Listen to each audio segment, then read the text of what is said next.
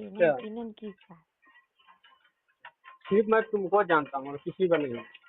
ननकी ननकी का है बोला, सुबह से दिमाग घूम गए। अब देख साला मैं देखने में देखने में सीधी सादी 2 बच्चे की माँ।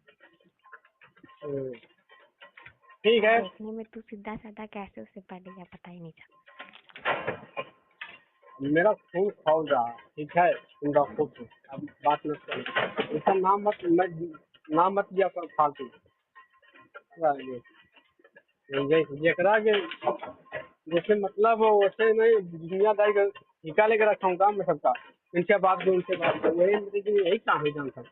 हाँ तो फिर वो तुमसे क्यों नंबर मांगा था? हाँ? वो तुमसे नंबर क्यों मांगा था? हाँ एक मतलब नंबर दे दे, अपना बात करना है।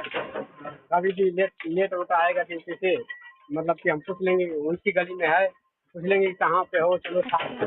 तो